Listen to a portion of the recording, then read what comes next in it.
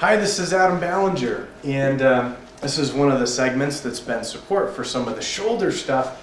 Also a really cool part is beginning this conversation about how the appendages, the arms and the legs of the body, have this motion that's not only flexion and extension, which is like bending your elbow and extending it, flexing and extending the joint, but what's really important is also rotation. Now this is a complex part of our movement stuff. And I thought I would share this with you or some of the folks who may have been in some of the recent seminars or trainings. Wow, I wrote a lot of stuff on this one. So this is my example of somebody doing a Chatturanga. And one of the topics that's been kind of a hotbed of a lot of conversation is arm position in your Chatturanga. And arm position isn't such a big deal. It's probably much more arm action. And when the arms are in, it's a much more challenging time to do good arm actions that relate to good shoulder joint actions that relate to good shoulder girdle actions. That's complex. So let me give you a little bit.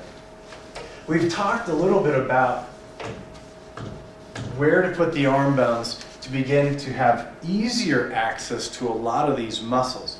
And one of the things that has come up in some of the examples have been, people have sent me pictures of people doing Chatturanga and said, see, look, their shoulders didn't collapse all the way forward.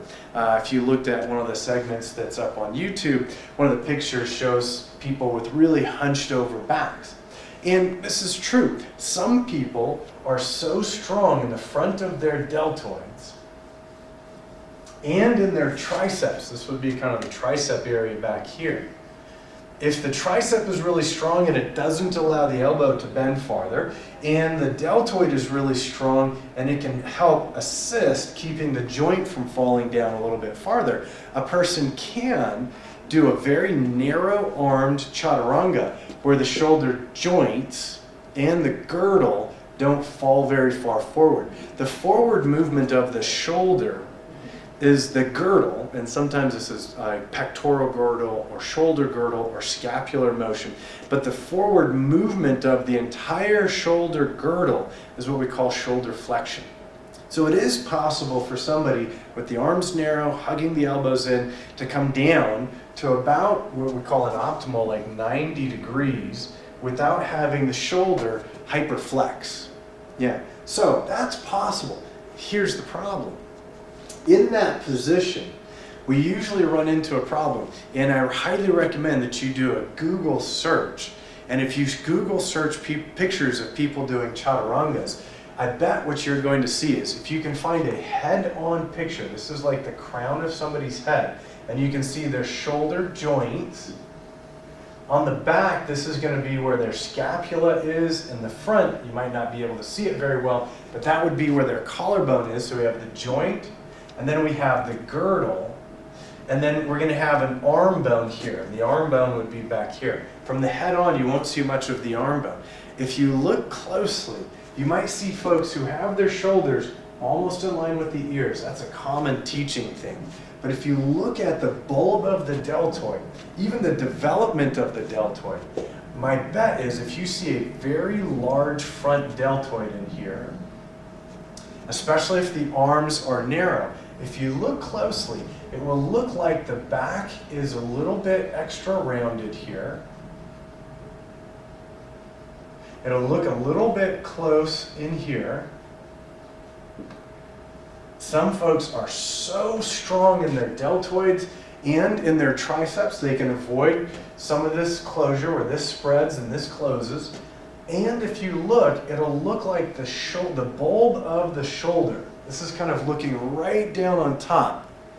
It's going to look like these are gently rotating in. And some of the YouTube, some of the Google pictures, actually some of the YouTube demos as well, you're going to see this. And I've seen and watched enough of these, and people have sent me the links to these to give an evaluation, that as these people look, they didn't go too far down. And they're correct. And I've even heard some of them, as they get down to this part, they're instructed to squeeze in harder, which kind of makes your elbows grab your ribs to tighten everything so it doesn't fall more, and to push, squeeze, and like try to make everything not fall farther. And so some people can stop right here. Their hands are on the ground and they stop the shoulders right there. Almost every one of these instances that I've ever seen, in fact, I really can't think of one that I've seen that goes against this. With the arms narrow, you'll see that the shoulders rotate inward. And what I would compare this to, you might have to look up somebody doing push-ups, same position with the hands farther out, the elbows more wide, and when this goes farther out, it usually gives us easier access to the rotator cuff muscles that do this motion. That movement. And for your shoulder joint, the rotator cuffs, 3 out of the 4, actually 2 out of the 4 pull very directly this direction.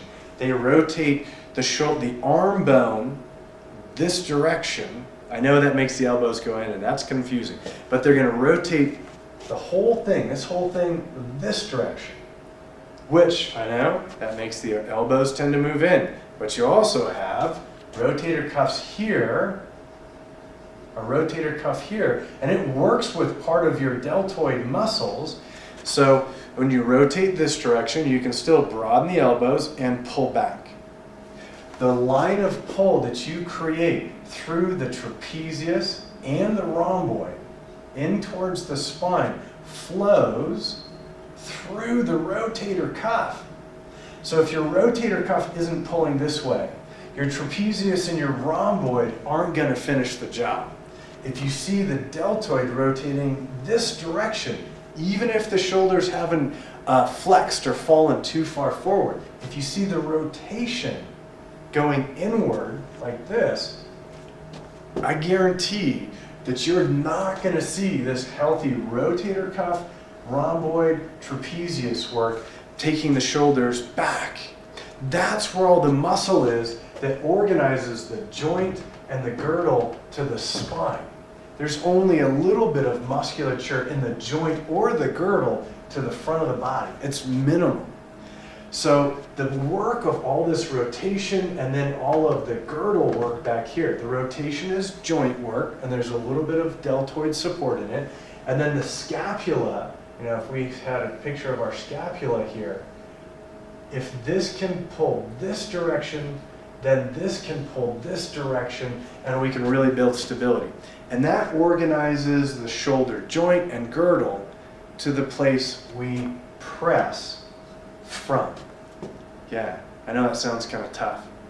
If the shoulder joint and girdle aren't well located, then we don't have a healthy place to press from. If you're relying primarily on your triceps to do your pressing into the ground, and let me tell you, if this rotates enough, even your pectoral stuff will begin to lose power if the joint and the girdle are out of position. You won't see a bench press person or a push-up person who's rounded forward have great power and durability, and in long-term effects, less injured. You'll see those people that have the shoulder joints and girdles back and rotated to the front body, more open to the front. So even if you do that chaturanga and you don't go down too far, one of the things to begin to watch out for is how are things rotating?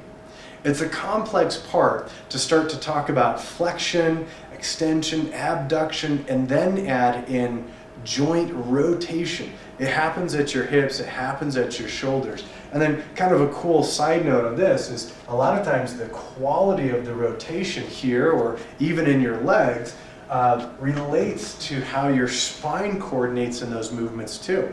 And so sometimes we'll see a rotation out at an appendage, maybe at the joint, and it'll affect, like if somebody hurt their shoulder, they fell down or something like that, it'll affect their spinal movement. Or somebody who injured part of their spine, it'll affect their shoulder. It can be a very reciprocating relationship. And this goes both through the legs and into the spine and through the arms and the spine and from our spine back out. All right, so even if you're not going down too far, by the way, if you have a choice, first of all, make sure you don't go down too far. If you're going down too far and you're doing any of this stuff, it's just much more accelerated wear and tear. So first of all, keep it up. Secondly, begin to build the coordination where the rotation of your arms and the position of your arms that helps you do the good rotation. It's the rotation where it seems like your collarbone extends back. It goes out to the side and back. And the shoulder will tend to go with it. And even like if you put a couple dots on your shoulder, it should look like this front area is spreading.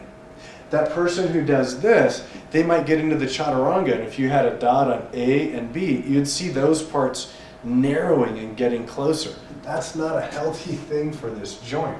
So keep the joint up, create the position as far apart as you need to begin to build the movement and coordination that creates an entire movement pattern that's much more healthy.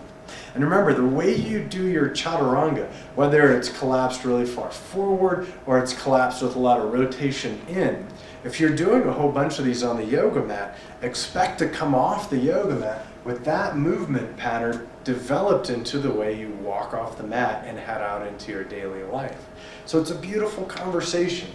A movement pattern is very much like a communication pattern, an eating pattern, a rest pattern. It's all a movement scenario, the way you move through life with food or other people, with finances, with emotions, with your body parts. And all we're trying to do is take a very literal sense view of how we move something. This is the flow of energy as it represents itself in our body parts. So practicing a good movement pattern here is incredibly yogic.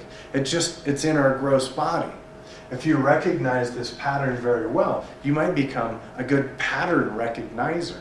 And then when it comes to something like a healthy eating pattern or communication pattern or something like that, as you begin to recognize patterns better, you may inquire and ask even better questions and begin to take the same work you put into how you move your body parts, maybe in your shoulders and Chaturanga, and take that wisdom, not about a joint, but about recognizing patterns, and begin to repattern some of your stuff off the mat as well. This is Adam Ballinger. I hope this helps you out a little bit. If you have any questions, please send them in. This is stuff that I hope helps everyone. I just want folks to have a better practice and help themselves be even healthier and live a better life with their bodies. All right, this is Adam Ballinger. I hope that helps.